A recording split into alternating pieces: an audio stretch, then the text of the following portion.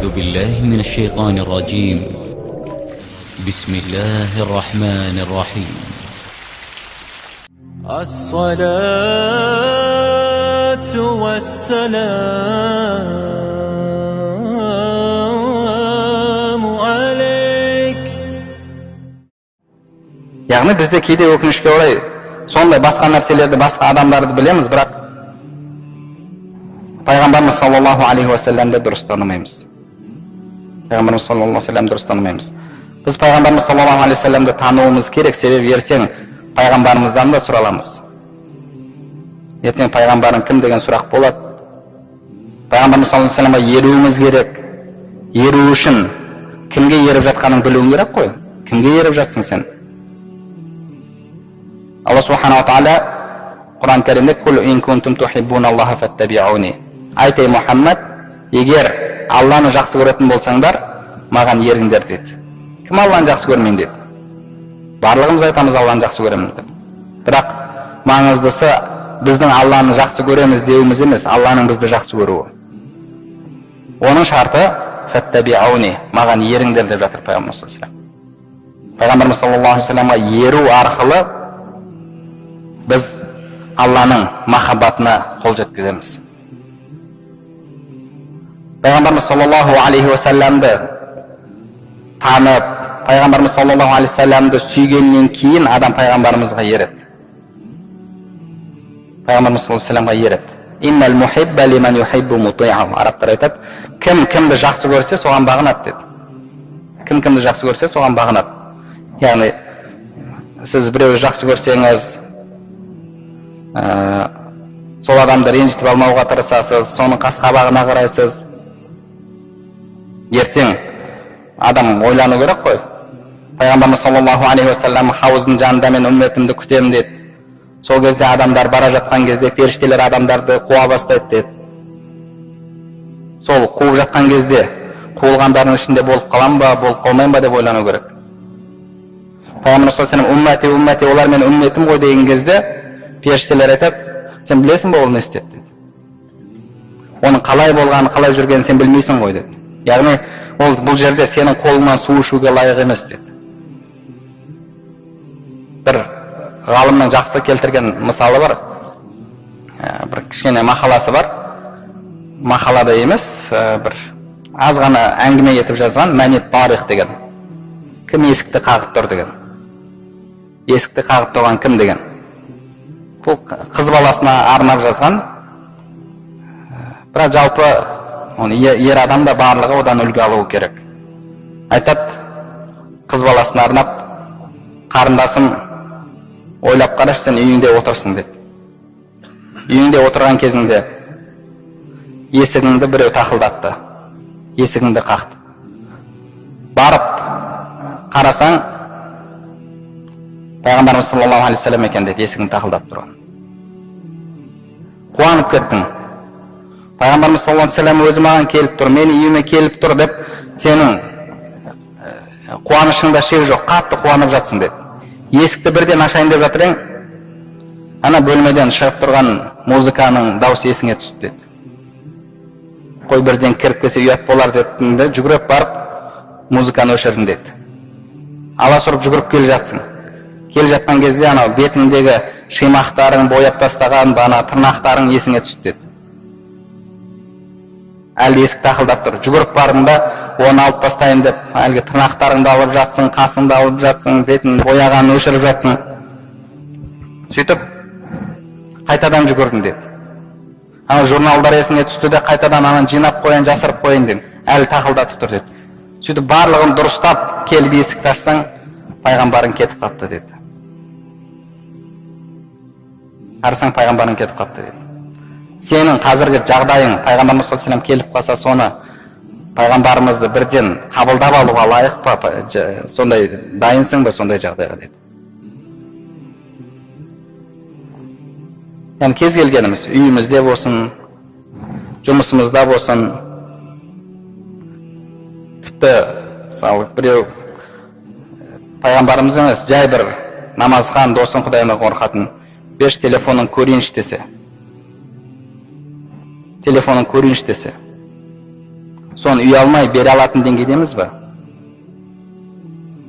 Адам пайғамбарымыз саллаллаху алейхи уассаламды жақсы көру керек, пайғамбарымыз саллаллаху алейхи уассаламға махаббат қою керек. Сахабалар пайғамбарымыз саллаллаху алейхи уассаламды соншалықты танып, соншалықты жақсы көрді. Сол үшін де пайғамбарымыз саллаллаху алейхи уассаламға олар ең қатты ерушілер болды. Пайғамбарымыз саллаллаху алейхи уассаламға ең қатты артынан ерушілер солар болды. Неге? Себебі пайғамбарымыз саллаллаху алейхи уассаламды олар жақсы көрді, пайғамбарымыз саллаллаху алейхи уассаламды таныды. Абу Бәкір радиаллаху анху өзінің Меккеден Мединеге пайғамбарымызға хижрат жасағанын айтып береді. Алла субхана ва тағала пайғамбарымызбен хижрат жасау шарапатын Абу Бәкір радиаллаху анхуға нәсіп етті. Қуанышында шек болған жоқ. Пайғамбарымызбен серік болып хижратты, қоныс аударуды бірге жасаймын деді. Кетіп бара жатқан кезінде сапарлар ұзақ болды, қанша күн тығылып жатты, жасырынып жатты, одан жолды ауыстырды, тікелей барған жоқ, ұзақ сапар болды. Сол сапарда дейді, Абу Бәкір радиаллаху анху айтады, кетіп бара жатқан кезімізде қатты шөлдедік дейді. Қатты шөлдедік. Ұзақтан бір үй көрдім дейді. Су аз, жолдың бәрі білесіздер қандай екен, құм. Ол жерде ана жерде, мына жерде су жоқ, жол ұзақ, 500 километр, оның тағы да айналуымен басқа, одан да ұзақ болып кетті. Ұзақтан бір үй көрдім деді. Бардым да, бедуиндер болады, ұзақта бағанағы түйесін бағып өмір сүріп жүретін. Сол адам кірдім да үйіне, су беріңдер ішетін деді. Су тапшы, ол жақта білесіздер. Сүт бар, сүт берейік деді. Жарайды деп, қойдың сүтін жүгіріп алып келдім деді пайғамбарымызға. Пайғамбарымыз саллаллаху алейхи уассалам ішті дейді. Арабшасында шариба хаттартавайту деп келеді. Шариба хаттартавайту. Шариба деген ішті. Пайғамбарымыз саллаллаху алейхи уассалам ішті. Хаттартавайту, яғни мен қанғанымша ішті дейді. Менің қанғанымша ішті дейді. Пайғамбарымыз саллаллаху алейхи уассаламның шөлдеп тұрған, пайғамбарымыз саллаллаху алейхи уассаламның тамағынан сүт өтіп, тамағының жібігенін, шөлінің басылғанын көрген кезде, мен пайғамбарымыз саллаллаху алейхи уассалам ішіп тұрғанын, шөлінің қанғанын көріп, өзім шөлімді ұмытып қойдым деді. Пайғамбарымыз саллаллаху алейхи уассалам мен қанғанымша, менің қанғанымша ішті деді. Өзі қанғанша деп тұрған жоқ. Ананы көріп тұрып, өзінің шөлдеп тұрғанын ұмытып қойды. Яғни қандай махаббат пайғамбарымыз саллаллаху алейхи деген. Хубайб радиаллаху анху мүшриктердің қолына түсті. Мүшриктер айтты, қарашы сен деді, осы Мұхаммед үшін, Мұхаммедтің жолы үшін қиналып жатсың. Қалайсың ба? Қазір сенің орнында Мұхаммед болып, сен Мұхаммедтің орнында болсың. Ол үйінде әйел бала шағасымен бірге деді. Сонда Хубайб радиаллаху анхудың айтқаны, мен пайғамбарымыз саллаллаху алейхи уассалам сол отырған жерінде аяғына бір тікеннің кіргенін қаламаймын деді. Өзі өлейін деп жатыр, оны қинап жатыр. Сол жерде өлдірді оны. Кейін сол жерде болған, кейін исламға келген сахаба оны баяндап берді бізге. Осындай жағдай болған еді сол жерде. Сонда өлейін деп тұрып, бір тікеннің кіргенін қаламаймын деді. Пайғамбарымыз саллаллаху алейхи уассаламға деген махаббат. Билал радиаллаху анху, пайғамбарымыз саллаллаху алейхи уассалам қандай жақсы көрді. Пайғамбарымыз саллаллаху алейхи уассалам дүниеден өткеннен кейін Мединеде қала алмады, қиналды. Бұлай жүрсе пайғамбарымыз жүрген көшелер есіне түседі, бұлай жүрсе пайғамбарымыздың тұрған жері, мына жаққа қарсы, яғни барлық көшенің қуыс-қуыстары, барлық жерлері пайғамбарымызды есіне түсіріп тұрды. Сөйтіп қиналып, бар Абу Бәкір радиаллаху анхуға айтты, мен жіберші деді. Жоқ, қайда барасың, барма деді. Жоқ, мен қала алмаймын деді. Егер сен мен кезінде Алла разылығы үшін азат еткен болсаң, онда мен жібер деді. Егер өзің үшін азат еткен болсаң, онда алдында қарыздарым мен қалайын деді. Жоқ, мен сен Алла разылығы үшін азат еткен едім, құлдықтан кете бер деді. Сөйтіп шығып кетті Мединеден.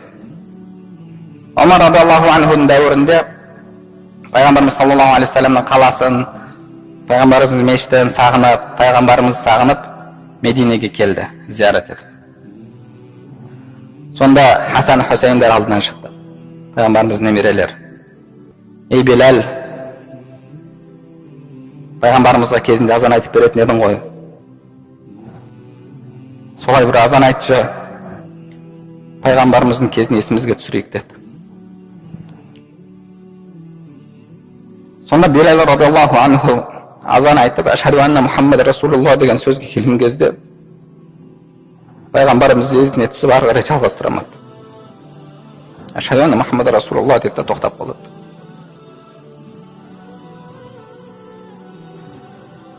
Бүкіл сахабалар, Мединедегілер көшеге шығып пайғамбарымыз саллаллаху алейхи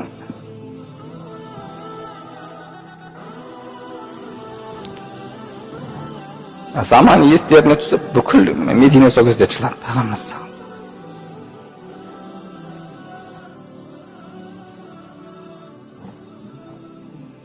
Сәубан радиаллаху анху, пайғамбар саллаллаху сахабасы,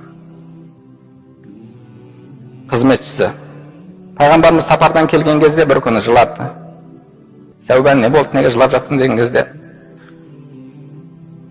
сен біраз күндерге сапарға шығып кетсең, мен қиналамын деді, сені сағынып. Ертең жәннатта сен басқа жоғарыда деңгейде боласың, мен басқа жақта боламын. Қазір қиналып жатырмын, ертең жәннаттағы жағдайымды есіме алған кезде қатты қиналдым деді. Сонда пайғамбарымыз саллаллаху алейхи ва саллям, «Әл-мар'у ма'a ман ахаб». Адам өзінің жақсы көргенімен бірге болады деді. Адам өзінің жақсы көргенімен бірге болады деді. Соны естіген кезде сахабалар қатты қуанды. Кішкентай сахабалар бар, үлкен сахабалардың деңгейіне жеткен сахабалар бар, айтты. Мынау сондай бізге мұсылмандықта қабылдағаннан кейінгі ең қуанышты сөз бізге осы болды деді. Біз пайғамбардың, Әбу Бәкір, Омардың деңгейінде емес, біз бірақ соларды жақсы көреміз деді. Осы бізге бір үміт береді деді. Біз сол сахабалар секілді пайғамбарымыз саллаллаху алейхи ва салламның бұл дүниеде жүзін көруге, пайғамбарымыздың жанында болып, пайғамбарымыз саллаллаху алейхи ва салламмен бірге исламның тарауына қызмет етуге бізде ондай мүмкіндік болған жоқ. Алла субханаху ва тағала оны сол сахабаларға берді. Ал енді қияметте көру-көрмеуіміз біздің күмәнді болып тұр.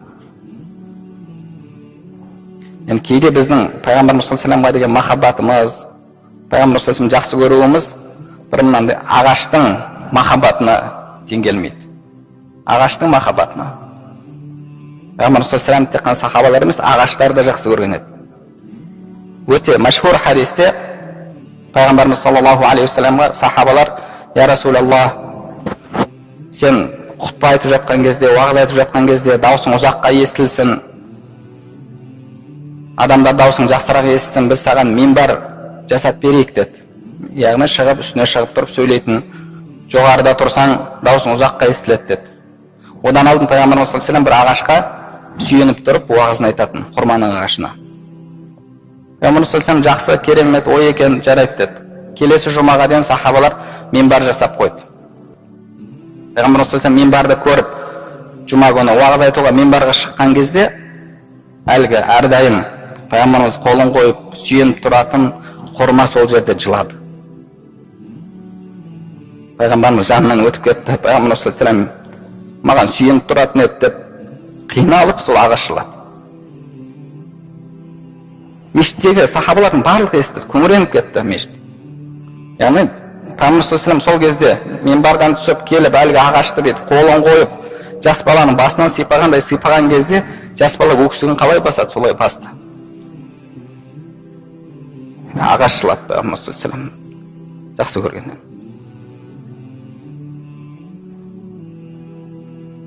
Бізде пайғамбар саллаллаху алейхи ва саллямға деген махаббат күшейген кезде пайғамбар саллаллаху алейхи ва саллямға біз ереміз. Пайғамбар саллаллаху алейхи ва саллямға шынайы ерсек, сол кезде Алла субханаху ва тағала бізден разы болады. Құранда Алла субханаху ва тағала пайғамбарға ерушілерді үш топқа бөлді. Үш топ бар жалпы. Құранда Алла субханаху ва тағала айтады: «Уәс-сабиқуна ал-аувалуна минал мухаджирина вал ансар». Алдан өткен мухаджирлер, ансарлар деді. Мухаджирлер бар, пайғамбар саллаллаху алейхи ва салламмен бірге Меккеде Мединеге хижрат жасаған ең бірінші әуелгі мұсылмандар. Кейін соларға көмектескен, соларды өздеріне бауыр тұтқан, солармен бүкіл жағдайын, дүниесін бөліскен ансарлар бар. والسابقون الأولون من المهاجرين والأنصار والذين اتبعوهم بإحسان. Және ізгілікте соларға ергендер деді. Радиаллаху анхум ва раду анху. Алла соларға разы болды. Алла соларға разы болды, олар Алладан разы болды деді. Біз muhacirlerden бола аламыз ба? Бола алмаймыз muhacirlerden. Болды, кетті. Ансарлардан бола аламыз ба? Ансарлардан бола алмаймыз. Бірақ үшінші жол бар. Бұл қияметке дейін жалғасатын жол. Ол соларға еру. Құлшылықта, Пайғамбар саллаллаху алейхи ва деген махаббатта, барлық нәрседе соларға еру. Солардың артынан еру қияметке дейін. Осы үшінші жол бар. Осы жолда болатын болсақ, иншалла біз, бірінші Алланы танып, Аллаға құлшылығымыз жақсы жасайтын болсақ, Пайғамбар саллаллаху алейхи ва танып, Пайғамбар саллаллаху алейхи ва махаббат қойып, Пайғамбар саллаллаху алейхи ва артынан еретін болсақ, және қабірдегі үшінші сұрақ бұл дінімізден бекем ұстайтын болсақ,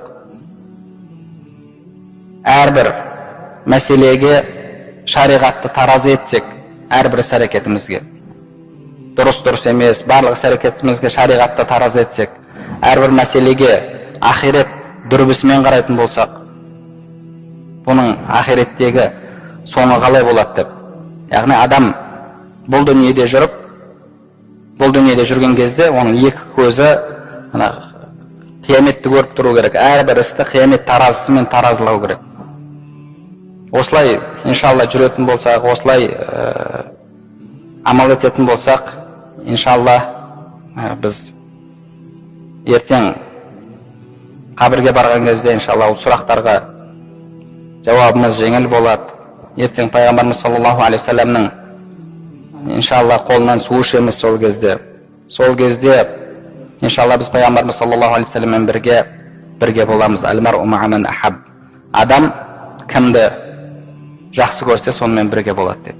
Яғни Пайғамбарымыз саллаллаху алейхи ва салламды жақсы көріп, дүниеден өтетін болсақ, Пайғамбарымызға еріп, жақсы көрудің белгісі еру.